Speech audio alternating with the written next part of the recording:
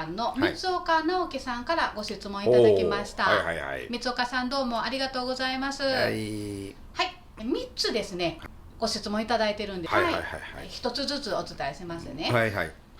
まず一つがドラマーがバンドの中でダイナミクスを司る重要なパートの一部であると思うのですが、その際に大切なこと、注意すべきこと、また田中さんが心がけておられることは何でしょうか。まあそうですね、ダイナミクスは非常にこれね、言葉で言えば簡単なんですけど非常に難しいですよね。実際その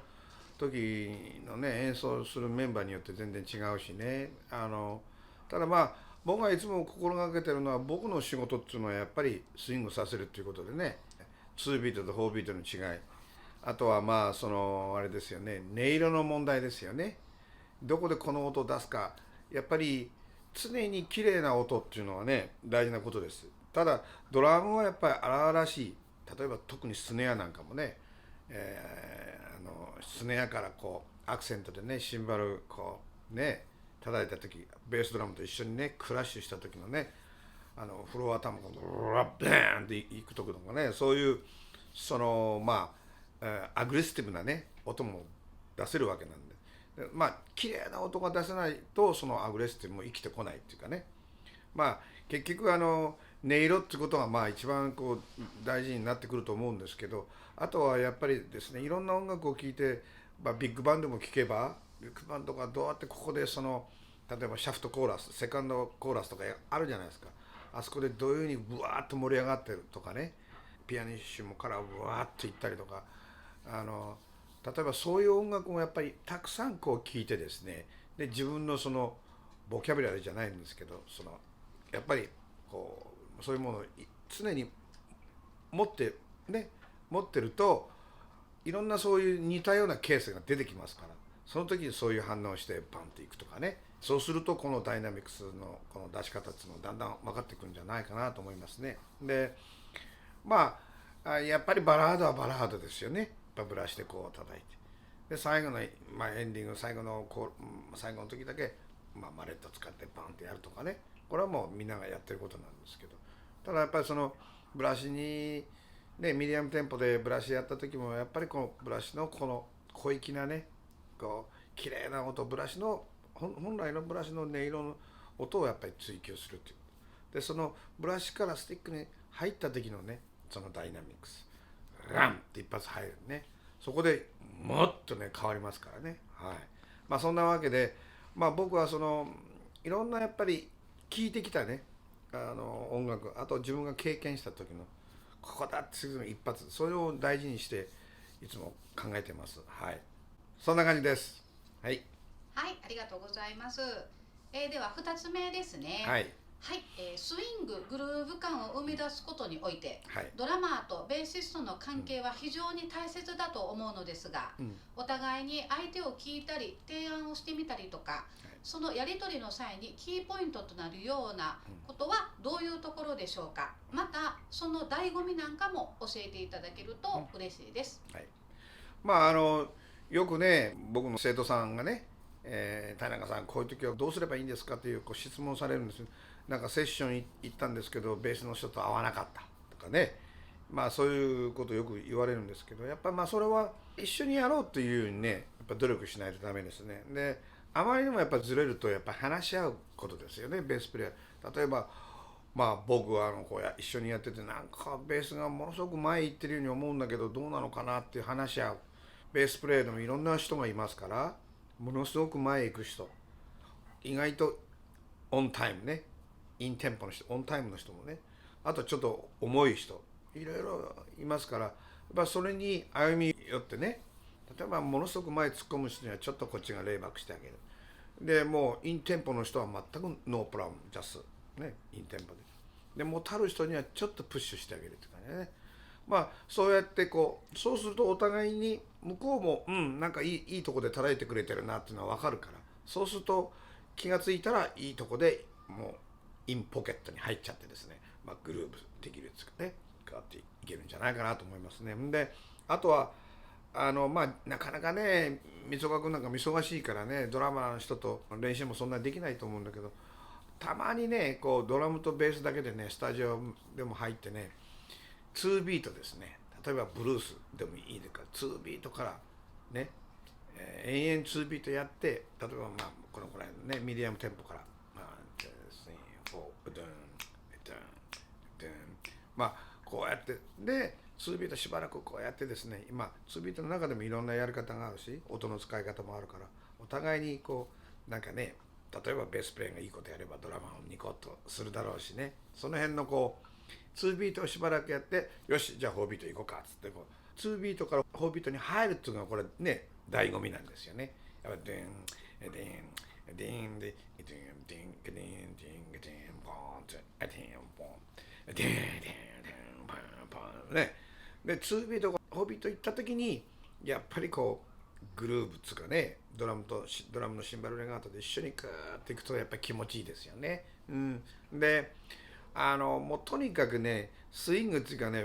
ベースのそのシューブ音符とねドラムのシューブ音符がピシッと合えばね、こんなに気持ちいいものはないです。はい、これは本当のねスインググルーブもうその言葉につながるわけですからね、それはもうねやっぱりお互いの信頼っていうかね、さっきも言ったように時々あんまりずれるようだったら話し合うとか考え方を聞くとかね、そうして歩み寄ってやっぱりお互いにこうね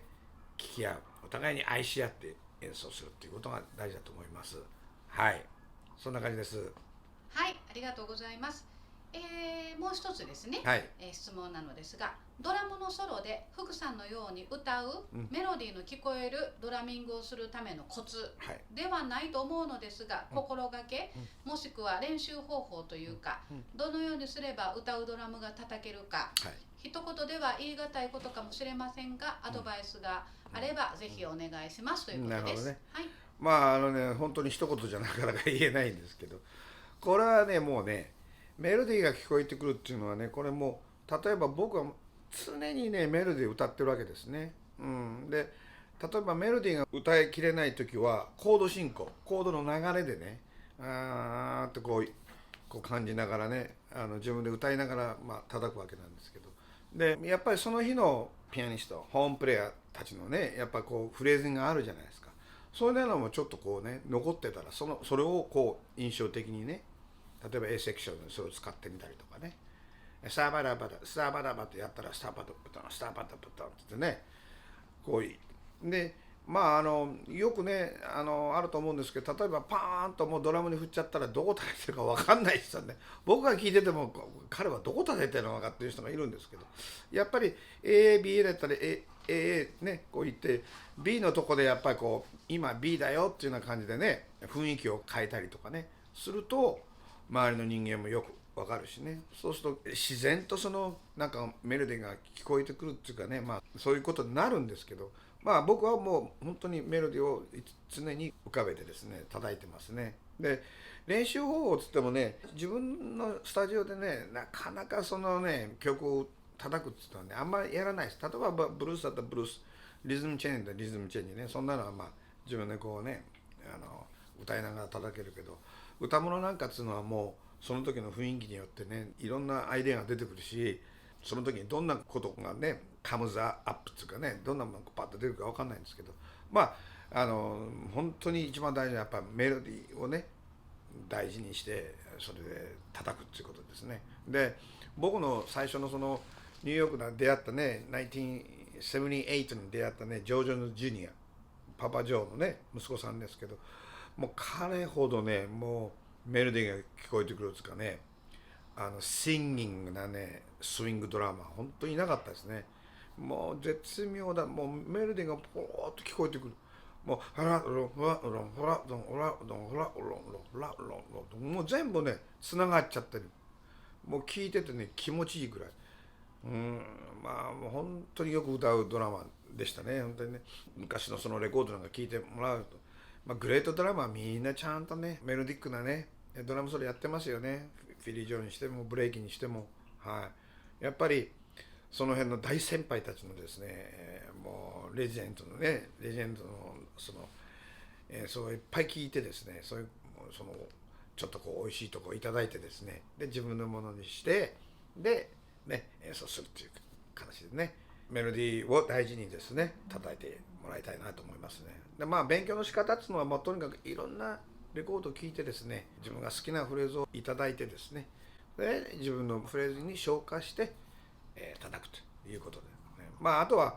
その時の雰囲気でね、管楽器と例えば4バースとかなったら自分だけのソロじゃなくてやっぱホームプレーヤーのフレーズに対してのお返しっていうのもしなくちゃいけないから、それはもう本当にアドリブでねやる、その雰囲気でねその時その時でやっていかなくちゃいけないので、それはいっぱいねレコード聴いて勉強していただきたいなと思います。そんな感じでよろしいでしょうか。はい、ありがとうございます。はい、これは私が聞きたいんですけど、全くメロディーが聞こえてこないドラムっているじゃないですか。その例えば歌と一緒に演奏されてる方であっても、ドラムソロって回されると、何もメロディーが聞こえてこないというか、曲調とすらもあんまり噛み合わないというか、そういうドラムソロをよく聞くんですけれど、どうしてそうなるんでしょうか。一つは全く何やってるかわからないと、自分もその曲を知らないということですかね。とにかく解釈の仕方で32小節だったら32をどういうふうに埋めるかってぐらいのことしか考えてないんじゃないですかね。例えばメロディーを大事に叩いてたら絶対サビはサビらしくなるし、なんかのフレーズが出てくるし、最近ではポリリズムね、音を埋めるっていうあれで、とにかく4節があればその4節だけどれだけ音で埋めるかと。3拍フレーズ何回もやったらもうわけわからなくなるじゃないですか。だからそういうあれでとにかく埋めるっていうのはその方向性なのでね、今ね非常に残念ですけどね。だからシンプルでやっぱりメロディーが聞こえてくるには叩くっていうのは本当に難しいことですよね。でさっきも言ったようにね、僕も思うんだけどやっぱりどこやってるかわからないっていうのが一番辛いですよね。だから聞いてる側には辛いですよね。やってる人とかプロのミュージシャンの方々だったらきっと面白みがいっぱいあるんだと思うんですけど、楽しく聞いているお客として聞くと、そのさっぱり取り残されるというか、そういう感覚になるかなと思うんですけれど、だから一つは練習した成果をねステージで出そうという人が多いですよね。それは曲というよりもこの小説内で自分の作ったフレーズを入れ込むとか、だからこの曲はこんな雰囲気なのになんであんなフレーズが出てくるかっていうドラマの人が多いよね。だから話がスタンダードでロマンティックの曲やってるのに全然ドラムがロマンティックじゃなかったらね全然意味ないじゃないですか。全体的な雰囲気作りとして、そのフロントの方が一生懸命作ろうとしてる雰囲気があったとしたら、ちょっと残念だなと。残念。本当その通りね。だから曲はやっぱり曲を理解して叩けばそういうことはまずないと思うし、自然に今どこやってるかなっていうのが分かるんじゃないかなと思う。どうもありがとうございます。三岡さん、ご質問どうもありがとうございました。はい。ではですね、お次の質問。